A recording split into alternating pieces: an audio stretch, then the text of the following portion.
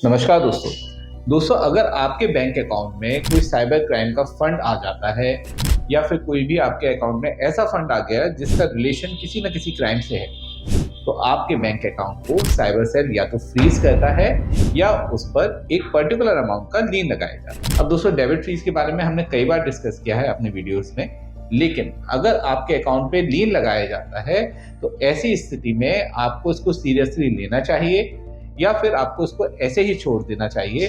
आज इस वीडियो में हम इसी टॉपिक पर डिस्कस करने वाले हैं। तो दोस्तों, वीडियो बहुत ही इंटरेस्टिंग होने वाला है, इसे आप अंत तक जरूर देखिएगा।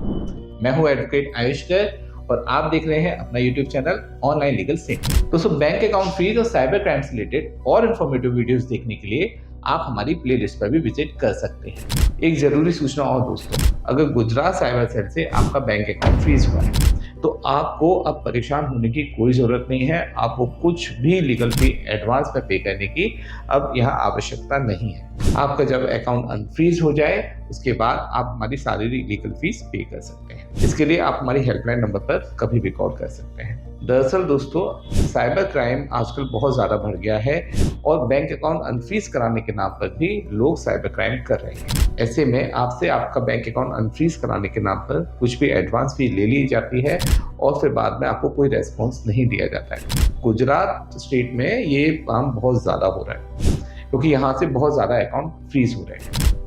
तो ध्यान रखिए, जब भी गुजरात से आपका बैंक अकाउंट फ्रीज होता है आप हमसे संपर्क करें। कोई भी लीगल फी एडवांस में पे नहीं करें और अकाउंट अनफ्रीज होने के बाद अपनी लीगल फी पे करें।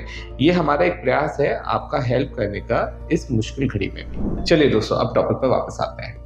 दोस्तों, अगर बैंक अकाउंट फ्रीज होता है या लीन लगता है तो उसको अनफ्रीज कराने के लिए या लीन को रिमूव करने के लिए प्रक्रिया सेम ही। हमें बैंक में विजिट करना है और अपने अकाउंट को अनफ्रीज कराने के लिए जो जरूरी डॉक्यूमेंट्स और डिटेल्स हमें चाहिए होते हैं वो हमें उनसे लेने होते हैं। अब ये जरूरी डॉक्यूमेंट्स और डिटेल्स क्या हैं? सबसे पहले तो है कि साइबर सेल ने आपका बैंक अकाउंट फ्रीज किया है। आप लोकल साइबर सेल में विजिट करेंगे, वहां से आपको सॉल्यूशन नहीं मिलेगा। आपको ये पता होना चाहिए कि किस साइबर सेल ने आपका बैंक अकाउंट फ्रीज किया है और वहीं से ही आपको कांटेक्ट करना होगा। सेकंड, आपको ये पता होना चाहिए कि कौन सी कंप्लेंट नंबर है, एफआईआर नंबर है या फिर एक्नॉलेजमेंट नंबर है। उसके बाद आपके पास ट्रांजैक्शन डिटेल्स होना भी बहुत ज़रूरी है, जिससे आप ये प्रूफ कर सकें कि ये जो ट्रांजैक्शंस मेरे पास आई हैं ये लीगल है, बिल्कुल भी इलीगल नहीं है। दोस्तों, जब ये डिटेल्स आपको मिल जाती हैं तो उसके बाद आपको साइबर सेल में कांटेक्ट करना होता है।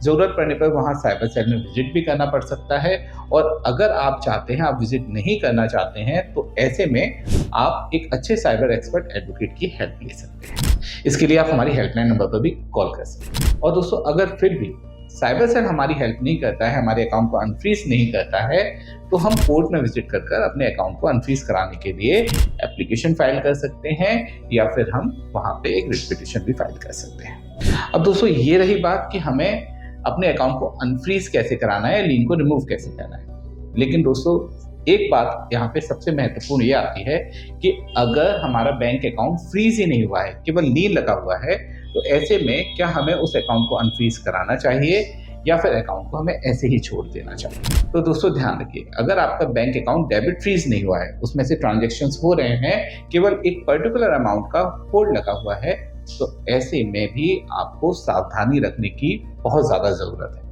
क्योंकि दोस्तों, होता क्या है, साइबर सेल कभी भी डायरेक्ट डेबिट फ्रीज नहीं करता है। एक पर्टिकुलर अमाउंट का होल्ड लगता है, उसके बाद कुछ समय बाद साइबर सेल जब कार्रवाई करता है तो उस होल्ड को या लीन को डेबिट फ्रीज में कन्वर्ट कर दिया जाता है। इसके लिए सेक्शन 106 BNSS एक्ट की प्रोसीडिंग होना बहुत ज़्यादा ज़रूरी है और एक बार अगर इस एक्ट की प्रोसीडिंग हो जाती है तो आपका बैंक अकाउंट डेबिट फ्रीज कर दिया जाता है। दोस्तों, अगर लीन अमाउंट आपका है आपके अकाउंट में और डेबिट फ्रीज नहीं है, तो भी अगर आप किसी भी व्यक्ति को ट्रांजैक्शन देते हैं या अपने ही सेल्फ अकाउंट में ट्रांजैक्शन करते हैं तो उन अकाउंट्स में भी या तो लीन लग सकता है या वो अकाउंट डेबिट फ्रीज किए जा सकते हैं। ऐसे में दोस्तों, उन सभी अकाउंट्स को आपको सेपरेटली या तो लीन रिमूव कराना पड़ेगा या उन अकाउंट्स का डेबिट फीस क्लियर कराना पड़ेगा और सभी के लिए आपको साइबर सेल में विजिट भी करना पड़ सकता है। तो ऐसे में दोस्तों फाइनली आप ये बात ध्यान रखिए, जब भी आपका बैंक अकाउंट लीन होता है तो आपको उस अकाउंट से सारा फंड कैश में विड्रॉ करना है और उस अकाउंट का यूज बिल्कुल भी नहीं करना है जब तक वो अकाउंट का लीन रिमूव नहीं हो जाता और आपको साइबर सेल से क्लियर एनओसी नहीं मिल जाता। दोस्तों, बैंक अकाउंट अनफ्रीज कराने के लिए, लीन रिमूव कराने के लिए या किसी भी प्रकार की साइबर हेल्प के लिए